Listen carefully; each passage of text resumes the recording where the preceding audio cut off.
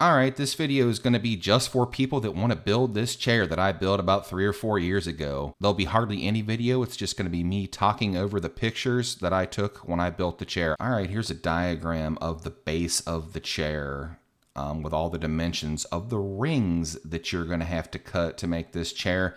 The chair is actually hollow on the inside to make it lighter. Let me zoom in here and holy shit, I'll explain what these numbers mean. So the number on the outside here is inches, 20 inches. It's a 20-inch diameter circle for the base here. This number, this 2 5/8, is the thickness of the circle you're going to cut here. So I'm going to show you all these dimensions zoomed in a little bit in case you want to screenshot it or take a picture or whatever. I should mention I got the idea for this chair from 2 separate YouTube videos and I improved and combined the 2. See the links if you want more detailed build instruction. And if you can stand listening to John Heiss talk about how damn smart he is because he worked construction for 20 years. One last thing, what are all these weird arrows I've drawn? These arrows represent a cutting order and maximizing your material. So you can cut this 18-inch circle and then follow this number 1 line up here all the way up to the top, and you can get this circle out of what is left of the inside of this circle. Another example, you cut your 16 1/4-inch circle, take the leftover from the inside, follow this line up, and you can cut this 12-inch circle, etc. Here's a cut sheet. This is just a cut sheet for the base. It took the entire sheet of plywood for the base. So this chair takes 2 sheets of plywood. Anyway, here's all the squares that you need to cut. Every one of these squares is a 1/2 inch bigger than the final dimension. So here's 20.5 if you remember. The base on the chair was 20. The number that you need is in the center here. These numbers written on the bottom are me just tallying up the distance from this end of the plywood. So we cut a 15 1/2-inch piece, we've gone 15 1/2 inches. Then we cut a 15 1/4-inch piece, we've traveled 30 1/2, just adding up my math to make sure I didn't screw anything up. There's online programs that can do this for you, and I use that, but then I was actually able to come up with this, which made it a little bit easier to cut. What you have here is a straight line going all the way across. So you cut that straight line, and then there's another straight line here. You make that cut, and then you cut them all sideways. Chunk, chunk, chunk, chunk, chunk, chunk. After that, you got to make that noise while you're doing it. Here's all the squares cut. Here's all the squares cut. Here's a circle cutting jig that you're going to need to make first before you make this chair. I'll put a link in the description of where I got the plans for this. And I cut it all on this $100 Harbor Freight bandsaw. It worked great. Here's the circle cutting jig again. I'll show you a few more pictures of this, and then there's actually a video. It's got this board right here that slides back and forth. The dimensions that you want to cut are marked here and referenced off this line. It's surprisingly accurate. It's got a 1/8 inch drill bit in there to put your circles on in the center.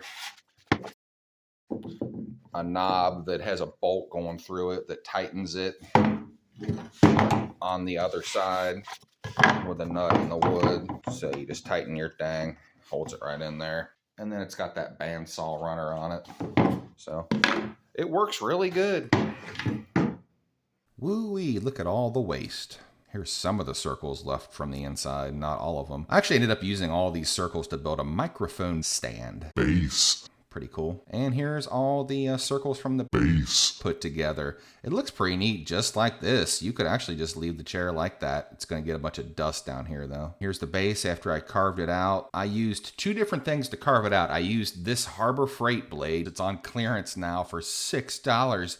Get you a Warrior before it's all gone. The one I bought is still like it's brand new though. Otherwise I would buy another one. Thing's awesome. There's a name brand one they sell online for like $50, but this one works fantastic. Do not buy one of these wood carving chainsaw blades like this guy on YouTube, Mr. Stumpy Nubs. I wonder if it's funnier if you call yourself Stumpy Nubs before or after you cut your fingers off. And I used this Harbor Freight belt sander.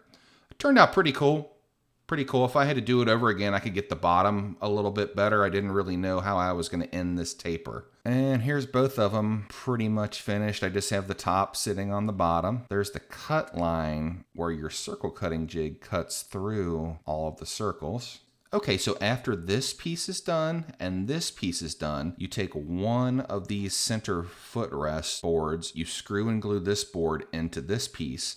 You screw and glue this board into this piece, and you do the same thing with the base. Screw and glue that onto here, and this board as well. And then in between here is the Lazy Susan, and this board goes on top of the Lazy Susan. Here's a picture of the Lazy Susan on Amazon. It's got 1,000-pound load capacity. It's only $13. That's about what I paid for it. It worked great. I'll probably put the link in the description. Here's a close-up of the crack. You can fill that with wood putty. It kind of looks pretty neat when it's done. And then to do the glue up, you simply glue the two pieces together right here. So that way there's no screws showing anywhere. That's the goal of that. It's a good idea to put blocks of wood where your clamps are going so it doesn't leave indentations in the wood here. Here's the finished chair. Got an extra board added here that hides the Lazy Susan and also makes it impossible to get your fingers up in there in case you have little kids. They can't put their fingers up there and get them smashed. I thought that was a pretty good idea. And here it is with finish applied and the wood putty in it. Looks pretty cool. All right, now we're making the back and the seat. I cut every one of these boards to width on the table saw, and then I took one of the boards and cut the half circles at each end on the bandsaw. Refined it really nice, sanded it very well, and then I used that as a pattern with my router and a pattern carving bit and made all the rest of these. Then I made a 90-degree jig to put these boards in for the glue up. So I just pressed them in there one at a time, put glue on the next piece, and fired a couple of pin nails in it. And you need to be strategic about your pin nails because of the carving that goes on next. I cut some grooves in here with a dado blade because I wanted to put some extra reinforcement on the chair and give it a neat looking design. Pretty cool shot there. So I put some oak boards in here and it turned out really neat looking. I think it looks kind of like a wicker basket somehow. It reminds me of the baskets, the Longenberger baskets my mom used to collect when I was a kid. Here's a picture of the glue up. This was really straightforward. It went really well. Just a bunch of clamps here, glue. This long reach C clamp from Harbor Freight is awesome. I've used this thing so many times. It's like $10. Go buy you one of those. You won't regret it. I got 2 of them now. Here's the chair. I made the sides a little bit thicker than this so they would kind of stick up a little bit just because I like the look and the feel of it. I didn't want it to be like smooth, continuous all the way across. I made the sideboards for the chair with the same pattern cutting bit. So I cut one of them out and did the same process, refined it, and then made a pattern and then used that as a pattern to make the other 5. The angle that the chair tilts back at is 5 degrees. The boards are 3 wide here. So what I did was glued 2 of them together and then I screwed that into this with a bunch of 3-inch screws. And then I glued the 3rd outside board on to cover up all the screw holes. I fired 3 finishing nails into the outside board to hold it while I was gluing it. And here's the finished chair with the wipe-on poly on it. Turned out awesome. It's really comfortable. At least I think so. You may want to put a cushion on it. I did make 4 feet for it. You could also just buy some chair feet at the store. Final view of the base. Straight on view. I think I'll put all the dimensions in this picture. Oh, and then I built a second chair, which is going to be in the next video. Check this curvy square out. Awesome. Well, thanks for watching. If you have any questions, put it in the comments. I'll certainly answer them. I got nothing better to do.